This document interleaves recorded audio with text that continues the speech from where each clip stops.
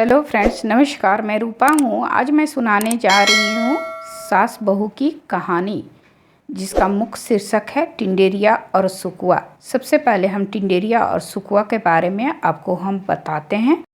सुकुआ और टिंडेरिया किसे कहते हैं? टिंडेरिया सबसे पहले 3 तारा एक लाइन में होता है। सब तारा में अधिक वो चमकता है, उसे टिंडेरिया कहते हैं। टिंडेरिया 7:30 बजे रात से लेके 3:30 बजे रात तक रहता है और सब तारे में अधिक वो चमकता है। ये टिंडेरिया हुआ। और सुकुआ मात्र एक तारा होता है, तो 3:30 बजे रात से लेके 4:30 बजे रात तक रहता है और सब तारा में अधिक उसमें चमक होता है, उसे सुकुआ कहते हैं। सुकुआ ब्रह्मबेला के मुहूर्त में निकलता है। लोगों के पास घड़ी नहीं रहता था, तो सुकुआ और टिंडेरिया देखकर समय का अनुमान लगाते थे कि रात हो गई है और सुबह होने वाली है। ये मैंने सुकुआ और टिंडेरिया के बारे में आपको बताएं। सास बहू की कहानी है, तो ये कहानी कुछ इस प्रकार है। एक औरत अपनी बेटे की शादी की, घर में बहू आई। बहू बहुत ही संस्कारी और सुशील थी। पूरी घर के सदस्य के आज्ञा का पालन करती थी, बिना कोई शिकायत किए, बिना कोई ताम झाम के सबकी आज्ञा का पालन वो हंसते हंसते करती थी। उसके चेहरे पर कोई भी मलाल नहीं था। वो बहुत ही खुश रहा करती थी। बहू से भी पूरे घर के सदस्य बहुत ही खुश रहा करता था, क्योंकि बहू बहुत अच्छे से सबके साथ दुलार, प्यार और व्यवहार करती थी और सबकी बात को मानती थी। उस घर का नियम था कि दिन में साग सब्जी बनता था और रात के समय मछली बनता था। तो नियम के अनुसार दिन में साग सब्जी बनाती थी और शाम के मछली बनाती थी। साग सब्जी बना के पूरी घर के लोगों को खाना वाना खिला दी और सारा काम खत्म होने के बाद वो अपना खाना निकालने गई, तो सास बोली, बहू सबकी आज्ञा का पालन करती हो, पूरा घर तुमसे बहुत ही खुश है, लेकिन अपना खाना स्वयं मत लिया करो। अगर तुम्हें खाना है तो तुम मुझसे खाना मांग कर खाया करो। तो बहू बोली, ठीक है माँ जी, उसमें कौन से बड़ी बात है। जब मुझे भूख लगेगी तो मैं आपसे खाना मांग कर खा लिया करूँगी। अभी मुझे दूसरा काम है। ये कहकर बहू चली गई और दूसरा काम निपटाने लगी। जब उसे भूख लगी तो आकर बोली, माँ जी मुझे बहुत तेज भूख लग गई है, अब मुझे खाना दे दीजिए। तो सास गई और खाना बहू की निकाली। बहू के खाना कुछ इस प्रकार सास दी, रोटी ज़्यादा तो चावल कम, कभी चावल ज़्यादा तो रोटी कम, और साग सब्जी बहुत ही कम। दाल के तो नामो निशान नहीं होता था। और ऐसा नहीं था कि दोस्त के घर में खाना कम बनता था। घर में खाना पर्याप्त मात्रा में बनता था, पर सास बहुत ही कम देती थी, जिसके कारण बहू बहुत ही असंतुष्ट हो जाती थी। खाना खाने के समय वो बहुत ही असंतुष्ट रहती थी, लेकिन किसी से कुछ भी बहू नहीं कहती थी। चुपचाप वो जो भी खाना निकाल के सास दे देती थी, वही खाना खाकर वो चुपचाप रह जाती थी। और शाम के समय जैसे नियम था मछली आना, तो उसी तरह मछली आया। और मछली आया तो बहू बनाने लगी मछली को। तो मूड़ी पोछी काटी, मूड़ी पोछी काट कर फेंकने लगी। तो सास बोली कि बहू मूड़ी पोछी मत काटा करो, मूड़ी पोछी भी मछली के साथ बना दिया करो, बहुत ही स्वादिष्ट होता है। बहू बोली, ठीक है माँ जी। मूड़ी पोछी काटी और मछली के साथ बना दी और चावल बना दी। पूरे घर के सदस्य को खिलाई और बर्तन जितना जूठा पड़ा हुआ था सारा बर्तन धो माँज के लीप पोत के इकट्ठा कर ली। तो सास से बोली कि माँ जी आप मुझे खाना दे दीजिए। सास बोली कि ठीक है बहू, मैं तुम्हें खाना दे देती हूँ। सास खाना निकाली तो बहू को चावल निकाल कर दे दी और बोली कि जाकर आंगन में बैठ जाओ और मैं तुम्हारा मछली लेकर आती हूँ। बहू जो थी चावल का प्लेट लेकर आंगन में बैठ गई और सास एक कटोरा में मूड़ी पोछी लेकर रस्से के साथ आई और उसके प्लेट में डाल दी और बोली कि बहू अब तुम खाना खा लो। तो बहू जब मूड़ी पोछी देखी तो बहुत ही दुखी हो गई और बोली कि इतना सारा मछली के पीस बचा हुआ है, लेकिन माँ जी मुझे मछली नहीं दिया है, सिर्फ मूड़ी पोछी ही मुझे देती हैं और इसीलिए मछली की मूड़ी पोछी फेंकने नहीं दिया है। और बोली है कि बहुत ही स्वादिष्ट होता है। घर के कोई सदस्य मूड़ी पोछी नहीं खाता है, सिर्फ मैं ही मूड़ी पोछी खाती हूँ। ये मन में सोचते सोचते बहू सारे मछली के रस्से से चावल को खा ली। और खाना समाप्त करके प्लेट धो के और सोने के लिए चली गई। बहू जब सोने के लिए चली तो वो सोची कि क्यों नहीं हमें ये बात अपने पति से कह दे। अगर पति मेरे जाकर अपने माँ को समझाएंगे तो माँ जी मुझे भरपेट खाना अच्छे से देंगी। ये विचार उसके मन में आया और बोली अपने पति से कि आपसे मुझे कुछ बात करनी है। तो उसका पति बोला कि हाँ मुझसे बात करो, क्या करना चाहती हो। तो मैं जब से शादी करके इस घर में आई हूँ तब से मैं खाने के मामले में बहुत ही अतृप्त हूँ। ऐसा नहीं है कि खाना कम बनता है, खाना हम ही बनाते हैं, पर्याप्त मात्रा में बनाते हैं और सब कोई अच्छे से खाता है। सिर्फ मेरा खाने में कभी रोटी ज़्यादा, कभी चावल ज़्यादा, कभी सब्जी कम, कभी सब्जी ज़्यादा, तो चावल रोटी बिल्कुल ही कम दिया जाता है, जिसके कारण मैं हमेशा अतृप्त रहती हूँ। क्यों नहीं आप माँ जी को समझा देते हैं ताकि माँ जी मुझे भरपेट खाना देंगी। और शाम के समय जब मछली बनता है तो माँ जी मेरे खाने में मूड़ी पोछी ही देती हैं और मछली के कभी पीस नहीं मिलता है। बेटा ये बात सुना और सुनने के बाद बोला कि देखो सास बहू की ये मामला है, तुम सास बहू मिलकर ये समस्या का समाधान खुद ढूंढ लो। अगर होशियार बहू होती है तो अपनी समस्या का समाधान खुद ढूंढ लेती है, तो तुम भी अपनी ये समस्या का समाधान खुद ढूंढ लिया करो। माँ मुझसे बहुत प्यार करती है, अगर माँ से ये बात हम कहेंगे तो माँ को बहुत ही बुरा लगेगा, इसलिए ये बात हम माँ से जाकर नहीं कहेंगे। अपनी समस्या का समाधान तुम खुद ढूंढ के इस समस्या का समाधान निकाल सकती हो। ये कहकर बेटा मुंह फेर के करवट लेके एक तरफ सो गया। बहू भी चुपचाप सोचने लगी इस समस्या का समाधान कैसे ढूंढा जाएगा। ये सोचते सोचते बहू को भी आंख लग गई और सुबह उठी। बहू उठने के बाद जैसे काम करती है उसी तरह खाना पीना बनाई, आज्ञा का पालन की, सबको खाना पीना खिलाई और खाना खाने के समय माँ जी से खाना मांगकर अपने खाना खाई। नियम था कि शाम के समय मछली बनना, तो शाम होने के समय मछली आया तो मछली फिर काटने लगी। काटने समय उसको याद आया कि मेरे पति बोले हैं कि होशियार बहू होती है तो अपनी समस्या का समाधान खुद ढूंढ लेती है। उसके दिमाग में आया क्यों नहीं हम मूड़ी पोछी ही काट के फेंक दें, ना रहेगा ना देंगी मुझे, मूड़ी पोछी ही हटा देते हैं, ये इसको लेद में हम लपेट के एक तरफ कर देते हैं।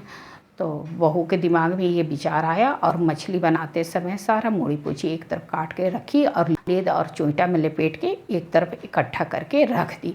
उस घर का नियम था जब सास सुबह हो या शाम हो, जब बहू खाना बनाती थी तो सास वहाँ आकर बैठ जाती थी और चुपचाप खाना बनाने के सारा प्रक्रिया को देखती थी और सारा प्रक्रिया को देखती थी। बहू खाना बनाती थी, सबको खाना खिलाती थी। खाना खिलाकर सब खाना ख़त्म हो जाता था तब सास वहाँ से उठती थी। जब तक खाना बनता था तब तक वहाँ से एकदम से हिलती तक नहीं थी।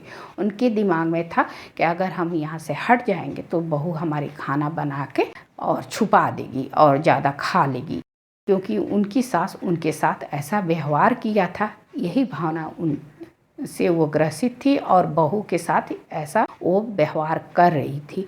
लेकिन बहू के दिमाग में ये बात बिल्कुल नहीं था कि बहू बहुत ही दिल से अपनी सास को बहुत ही प्यार करती थी और पूरे घर के सदस्य के वो दिल से प्यार करती थी। उनके दिमाग में ये सब कुछ नहीं था, ना लुकाना, ना छुपाना, झूठ बोलना। वहीं पर बैठी हुई थी, मछली की मूड़ी पोछी काट के लपेट के लेद में एक तरफ कर दी और मछली को बनाई और मसाला पीस उसके मछली को बना दी, चावल बना दी और पूरे घर के सदस्य को खाना खिलाया। और खाना खिलाने के बाद वो सास से बोली कि माँ जी सब कोई खाना खा लिया है, मछली की जो लेद है और चोइटा है इससे हम बाहर फेंक आएँ। तो सास बोली कि हाँ बहू बाहर जाकर फेंक आओ, घर में क्यों रखोगी, बदबू देगा। तो बहू उठाई लेद दूध का और लेके गई बाहर फेंकने, तो देखी कि घूर के पास कोई नहीं था। दोस्त जानते हैं घूर किसे कहते हैं? लकड़ी जला के जो आग तापते हैं ना चारों तरफ से घेर के, उसे घूर कहते हैं। आज भी देहात में उसे घूर कहा जाता है, बिहार में उसे घूर कहते हैं। उसी घूर में वो लेद ले जाके डाल दी। मछली की जो मूड़ी पोछी था, चोइटा था, लेद था, वो सब ले आ जाकर घूर में डाल दी। चूँकि कोई था नहीं घूर में, वो सब जल गया और दूसरा जगह वो फेंकती तो फिर वो सास कहीं पकड़ लेती तो फिर उसे डांट लगाती। इसीलिए वो घूर में डाल के और घर के अंदर आके फिर काम काज जो जूठन बर्तन था वो सारा बर्तन वर्तन मांजी और चूल्हा को लीप पोत के सब तैयार कर दी, ताकि सुबह में उठते के साथ हम काम शुरू कर दें। और फिर ये करने में आधा रात हो गया था। तो सास के पास गई, बोली कि माँ जी अब मुझे खाना दे दीजिए, आधा रात हो गया है, अब हम भी खाना खा के सो जाए। तो सास बोली कि ठीक है बहू, खाना हम निकाल देते हैं। सास गई, खाना निकाली, चावल निकाल के दे दी और बोली कि बहू आंगन में जाकर बैठ जाओ, तब तक हम तुम्हारा मछली लेकर आते हैं। तो बहू अपनी चावल लेकर आंगन में बैठ गई और मछली सास लगी ढूंढने। मूड़ी पोछी तो था नहीं कढ़ाई में, वो मूड़ी पोछी कैसे देती। और उनके दिमाग में पहले से था कि बहू के हम मछली देंगे, ज़्यादा खाना देंगे तो बहू का दिमाग बढ़ जाएगा, मन बढ़ जाएगा, तो वो मेरी आज्ञा का पालन नहीं करेगी। इस भावना से वो ग्रसित थी। मछली मूड़ी पोछी ढूंढने के चक्कर में आधा से ज़्यादा रात बीत गया। तब बहू देखी कि अरे बाप रे, टिंडेरिया अब डूबने वाला है और सुकुआ निकल रहा है। तब बहू को बर्दाश्त नहीं हुआ। तब बहू बोली, सुख सुकहुआ उग गईल टिंडेरिया गईल दूर, ए सासू का खोजतरू मूड़ी पोछी घूर। ये बात बोली बहू, लेकिन सास तो इतना परेशान थी मूड़ी पोछी खोजने में कि मूड़ी पोछी कहाँ चला गया। बहू मेरे सामने मूड़ी पोछी काट के रखी है और मछली के साथ बनाई है, हमेशा बनाती है, मूड़ी पोछी कहाँ चला गया कढ़ाई से। इतना हैरान परेशान हो गई कि उन बहू की बात को ध्यान ही नहीं दे रही थी। थोड़ी देर रुकने के बाद फिर बहू बोली, सुख सुकहुआ उग गईल टिंडेरिया गईल दूर, ए सासू का खोजतरू मूड़ी पोछी घूर। बहू की बात को ध्यान ही नहीं दे रही थी, वो खाली आश्चर्य कर रही थी कि मूड़ी पोछी गया तो गया कहाँ, हम यहाँ से एकदम से नहीं हिले हैं और मूड़ी पोछी कहाँ चला गया। और सास इतना हैरान परेशान थी मूड़ी पोछी खोजने में कि बहू की आवाज़ को वो सुन ही नहीं पा रही थी। बेटा उसका सोया हुआ था, बहू की आवाज़ उसके कान में गया तो उसको लगा कि मेरी ये पत्नी की आवाज़ है, मेरी पत्नी कहाँ बोल रही है। नींद टूटी और टूटने के बाद देखा कि अरे मेरी पत्नी तो बिस्तर पर है ही नहीं, कहाँ से बोल रही है।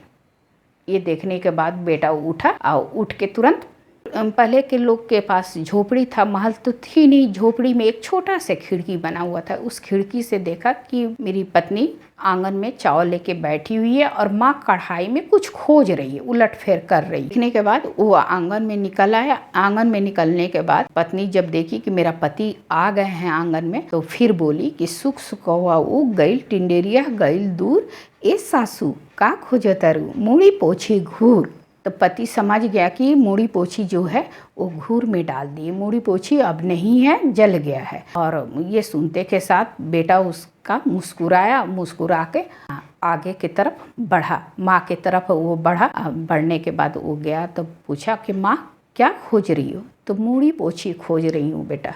मूड़ी पोछी खोज रही हो, क्यों माँ। तो बेटा बहू को देना है। बहू को देना है मूड़ी पोछी, क्या बोल रही हो माँ। तो तब माँ सर उठा के अपने बेटे की तरफ देखी, तो देखी क्या कि ये तो मेरा बेटा खड़ा है, अब तो मेरा राज जान गया। माँ बिल्कुल डर गई, क्या हम बोल दिए। क्योंकि सच बात होता है ना दोस्तों, तो सबसे पहले सच बात ही निकलता है मुँह से। तो वही सच बात माँ के मुँह से निकल गया।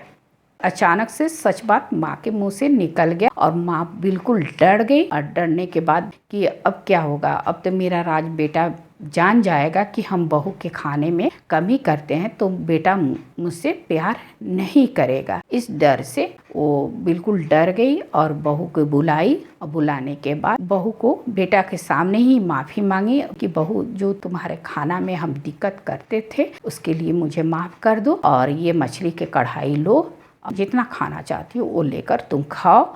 आज के बाद से तुमको मुझसे खाना मांगने की कोई ज़रूरत नहीं है। ये कहकर माँ कढ़ाई उसके हाथ में दे दी। और देने के बाद माँ तुरंत वहाँ से अपने कमरे की तरफ चल दी और बेटा बहू एक दूसरे की तरफ देखकर मुस्कुराया। इस तरह बहू की आज़ादी मिल गई। इस तरह होशियार बहू होती है तो बिना लड़ाई झगड़ा की अपनी आज़ादी बहू ले ली। ये कहानी यहीं पर समाप्त हो गया। अगर मेरी वीडियो आपको अच्छी लगी हो, कहानी अच्छी लगी हो, तो प्लीज़ ज़्यादा से ज़्यादा दोस्तों में शेयर कीजिएगा। और चैनल पर नए हैं तो प्लीज़ मेरे चैनल को सब्सक्राइब कीजिएगा, वो भी फ्री में। उसके बगल में बेल आइकन बटन होगी, उसे ज़रूर दबा दीजिएगा ताकि मेरी नई आने वाली कहानी आपके पास जल्द से जल्द पहुंच जाए। नेक्स्ट वीडियो में फिर मुलाकात करते हैं एक नई कहानी के साथ। तब तक के लिए नमस्कार।